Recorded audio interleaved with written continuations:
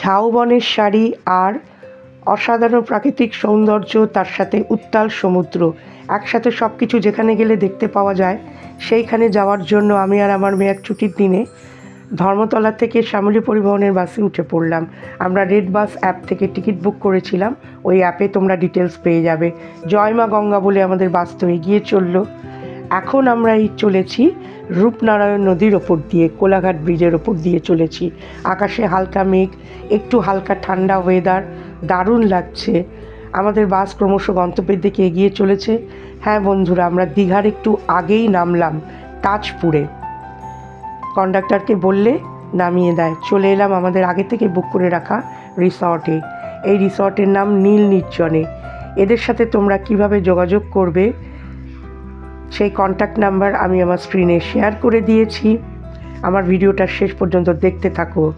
ভেতরটা ভীষণ সুন্দর। এদের এখানে লাঞ্চ, ডিনার, ব্রেকফাস্ট সব কিছুই তুমি তোমার পছন্দ মতো পেয়ে যাবে। এটা কিন্তু ভেতরেরই পরিবেশটা এত ভালো লাগছিল যে মনটাই যেন জুড়িয়ে গেল। আমরা গ্রাউন্ড ফ্লোরে একটা ডাবল বেড রুম নিয়েছিলাম, এসি রুম, যদিও এত হালকা ঠান্ডা পরিবেশ যে এসি লাগে না। লাঞ্চ করার পরে একটু রেস্ট নিয়ে সন্ধ্যেবেলা এলাম মোহনার দিকে ঘুরতে। এখানে কিছু ছোটোখাটো দোকান আছে, শপিং করা যায়। সমুদ্রের দিকটা একটু অন্ধকার, কিন্তু এপাশে একটু লন মতন আছে যেখানে আমি আর মেয়ে হাঁটাহাঁটি করছিলাম। এরপর ডিনারের পরে একটু আমাদের রিসর্টের লনে একটু হাঁটাহাঁটি করছিলাম। Welcome back to my channel Swati Samaddar blogs.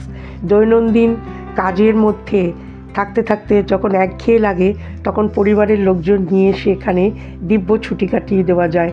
এখানে যেন সমস্ত কিছু থমকে আছে এক অদ্ভুত নিস্তব্ধতায়। পরের দিন এই হোটেল থেকে একটা অটো ঠিক করে চলে এলাম দীঘার কিছু ভালো জায়গা, সুন্দর জায়গা দেখতে। তার মধ্যে এইটা হলো নতুন তৈরি হওয়া জগন্নাথ মন্দির। জয় জগন্নাথ। ভেতরে গিয়ে ভিডিও করা যায় না। এখানেও একটা বিশ্ব বাংলা গেট আছে। এরপরে এলাম নায়কালী মন্দির দেখতে।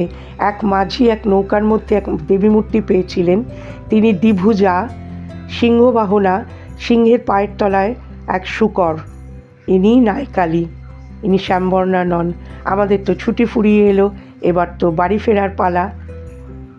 একটা সুন্দর আনন্দ নিয়ে বাড়ি ফিরে চলেছি। তো বন্ধুরা, টাটা।